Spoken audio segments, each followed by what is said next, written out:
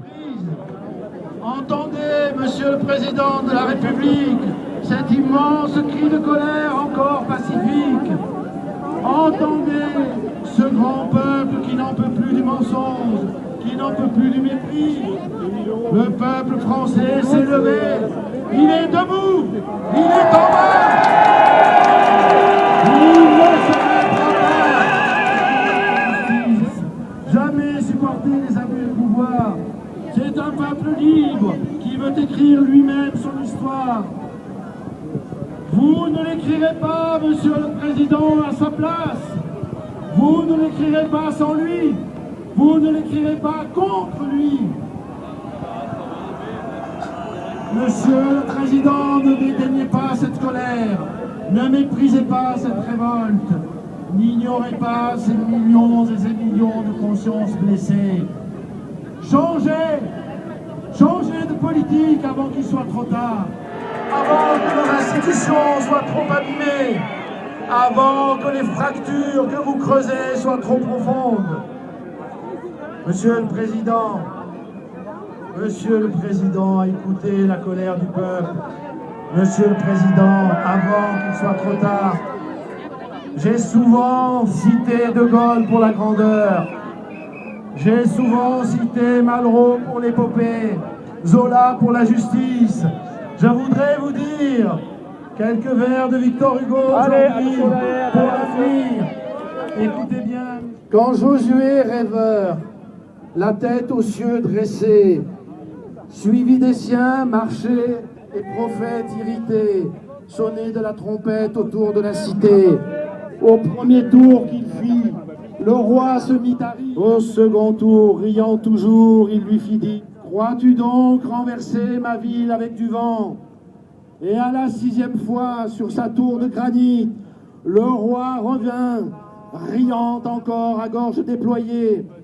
À la 7e fois, les murailles tombèrent.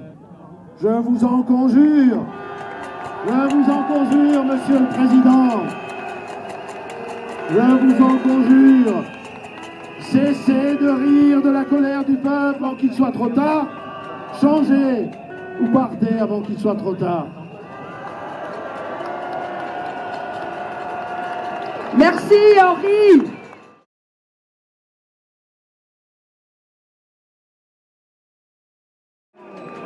Nous sommes les plus joyeux parce que notre manifestation, notre engagement à l'Assemblée, notre mouvement est généreux.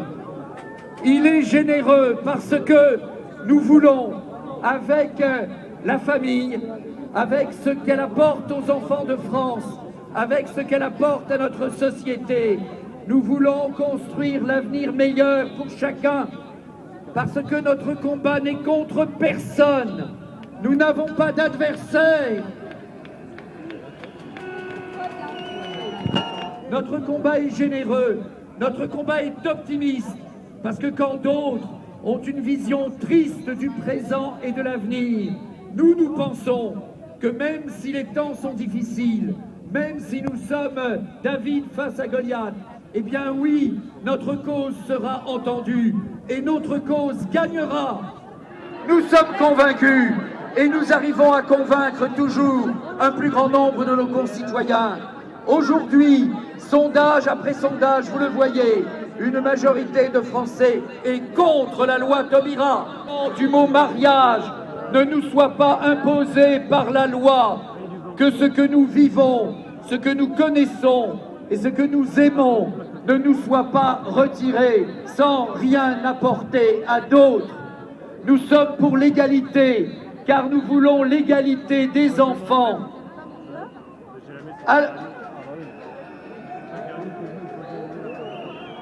Le débat à l'Assemblée, les collègues l'ont vécu, hélas, a été totalement étouffé. Mais soyez attentifs.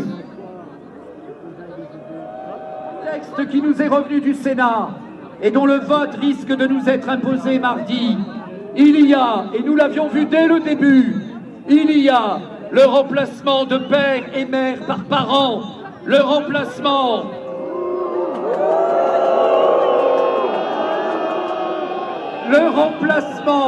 de mari et femme par époux. C'est l'article 4 du projet.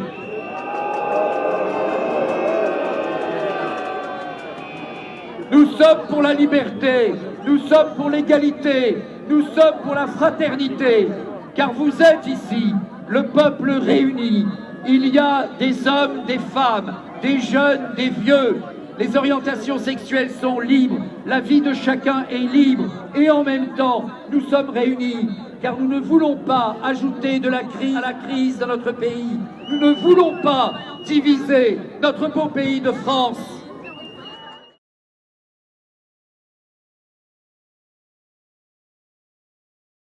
Yves Pozzo di Borgo.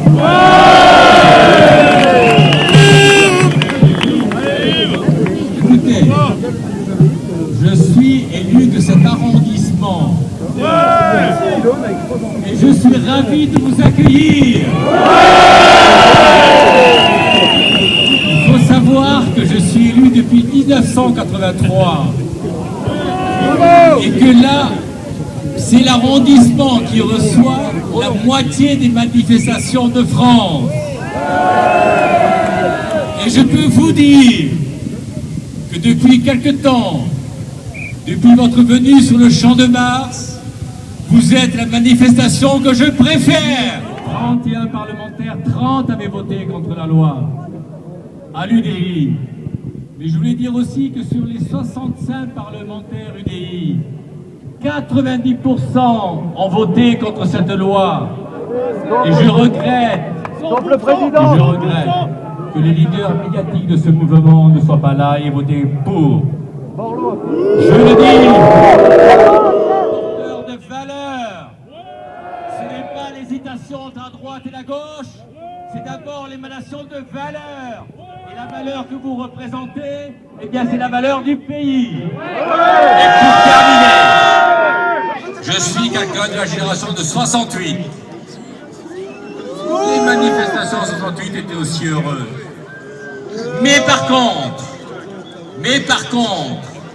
la pensée marxiste avait influencé tout ce mouvement. Par contre, le sens de l'histoire marxiste, qui a encore fonctionné actuellement, qui considère que le sens de l'histoire va toujours dans le sens de la modernité. Sauf que dans l'histoire, il y a aussi la récession. Et ce texte ne va pas dans le sens de l'histoire, mais c'est une récession du sens de l'histoire. Ceux qui ont voulu amener le maximum de jeunes à la politique, eh bien je suis heureux de vous voir tous. Parce que depuis 68, je crois que c'est le mouvement le plus en profondeur qui a marqué ce pays. Et depuis 68, eh bien j'espère que toute la génération qui est là marquera le pays comme la génération de 68 a marqué le pays.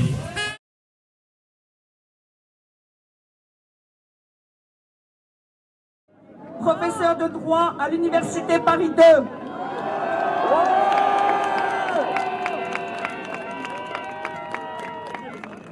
Amis, je ne vais pas vous faire un cours de droit. Mais le droit est avec nous. Le recours au Conseil constitutionnel est préparé par des juristes dont beaucoup sont ici, magistrats, avocats, professeurs. Si la loi est votée mercredi, le recours sera déposé au Conseil constitutionnel. Il y a deux raisons. La loi est incohérente, la loi est inconstitutionnelle.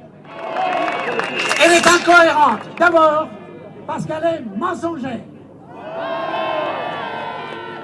Elle est négationniste. Elle nie la réalité de la différenciation sexuelle. À ce titre, elle est totalitaire.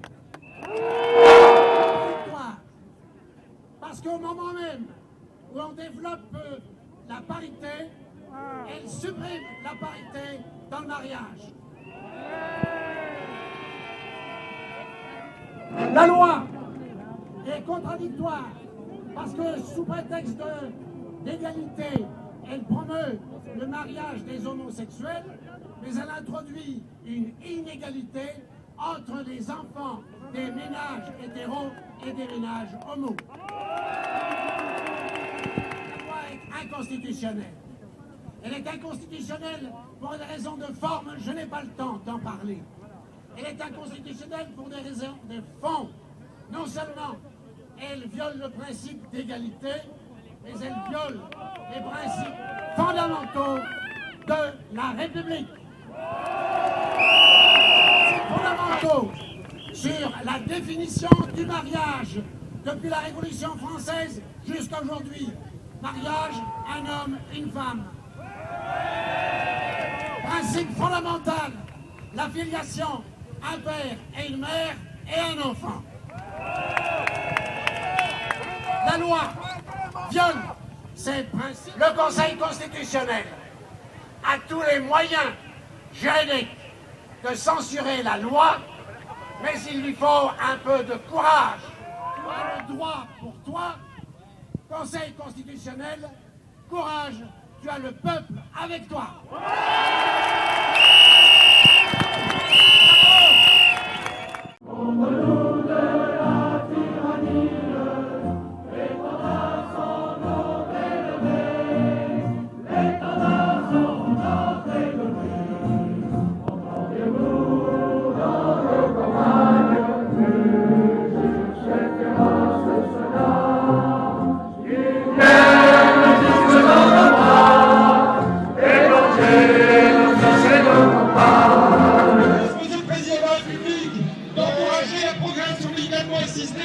Et la législation pour autrui? Non!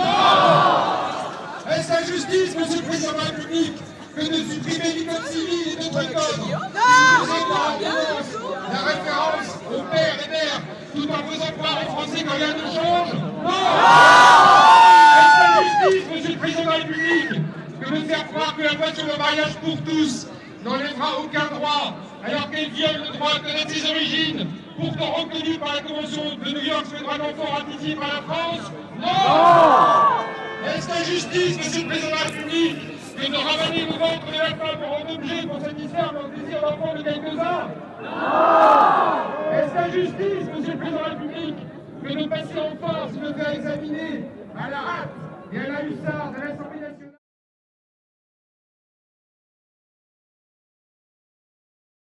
Une annonce importante.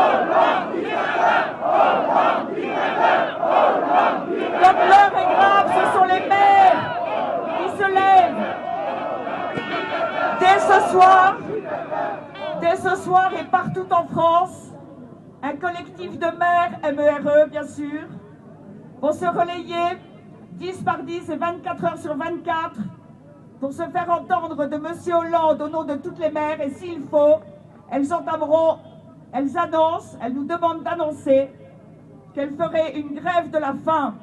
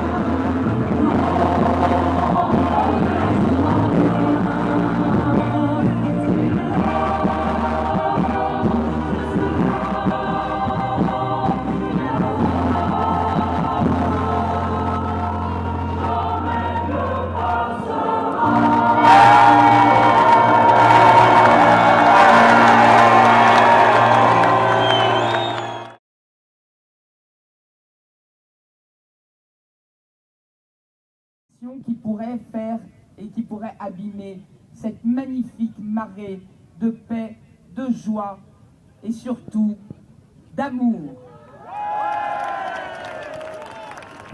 Merci les veilleurs, merci les veilleuses d'éveiller la France dans la paix, le calme, la joie. Et Albé, avec tout le monde, je remercie toute la manif pour tous, je vous remercie tous, nous vous remercions. Et après le moment de dispersion, ça n'est plus la manif qui est aux commandes.